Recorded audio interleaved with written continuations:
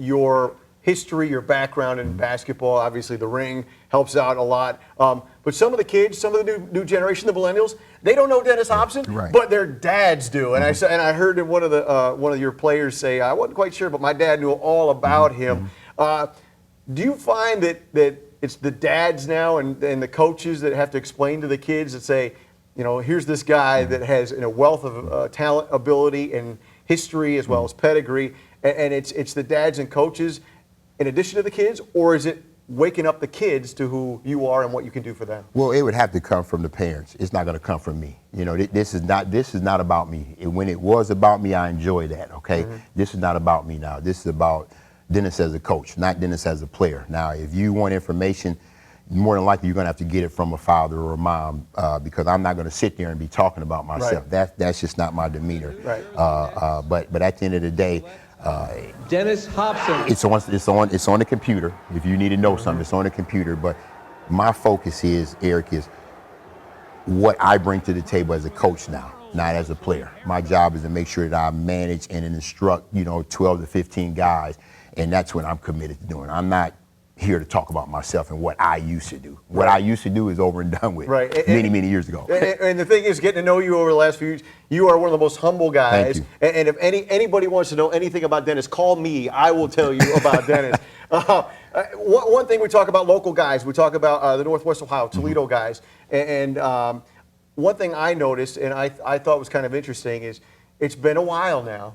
Your name's still atop the Ohio State all-time scoring record, but it's not just you as a Northwest Ohio guy, not just you as a City League guy, but 3 of the top 10 are from right here, Northwest Ohio. William Buford, 3, Jimmy Jackson in there as well. You talked about Northwest Ohio and Toledo basketball. What does it say that 3 of the top all-time scorers at Ohio State are still City League Toledo guys? It's an honor. It's an honor. I think when you talk about Toledo, Ohio, if you go back a little bit, you're going to talk about basketball in the city of Toledo because, they just had some tremendous players come through the city. Again, outside of us 3 that you just mentioned, you can go back to the early 70s and you can think of your Donald Collins and your Kenny Cunninghams and your Truman Clayers and guys like that. So, when you talk about Toledo, that's the first thing you think about basketball. Now, has it slipped a little bit? It has slipped a little bit, but you know what?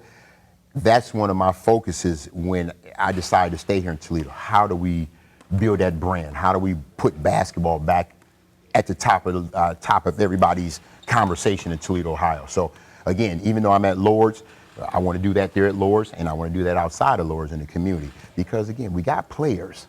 It's just they got to understand how to play. That's what's important.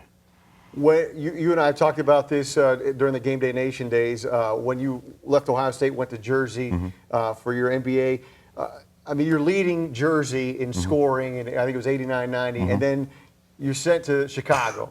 Now, I mean, I know it's been a while, but it's still there, right? I mean, it's still kind of sitting on you a little bit. It wears on me, man, because, I'll never forget. And when I go to speak to groups, I talk about that.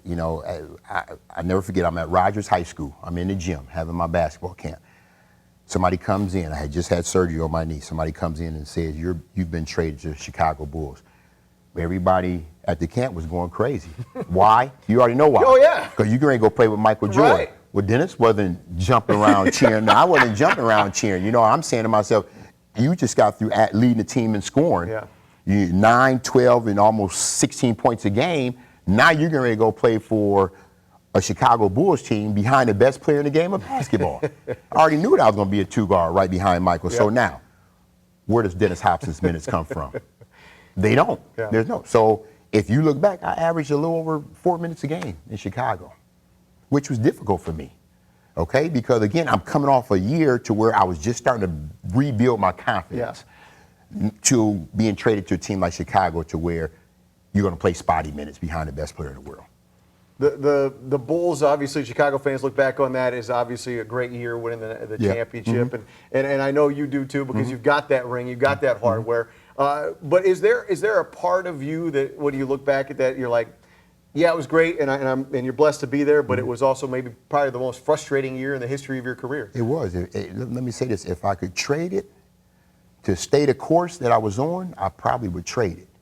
But then On the other side, the flip side, if you look at somebody like a Charles Barkley that was a megastar, you got guys like that sit there in the studio and talk about, man, I wish I could have had a ring or gotten a ring.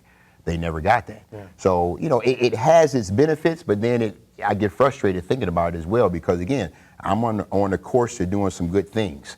And I think that kind of hurt me, too, at the end of my contract in Sacramento. Okay, I had guaranteed money on the table. Didn't have the greatest of guidance from my agent, but went overseas. Yep. Now I'm landlocked. Yeah. Now I'm landlocked. It starts earlier overseas, so what do? Do you turn down guaranteed money to try to make an NBA team? No, because I knew I was in the game. Right. It was my job, so it's all about getting paid. So a couple of things, if I could do it all over again, I would do it all over again, but I can't. So I'm here to share what happened to me to all the other little kids that have aspirations, that have dreams, and they might get to that level. I'm here to share that information.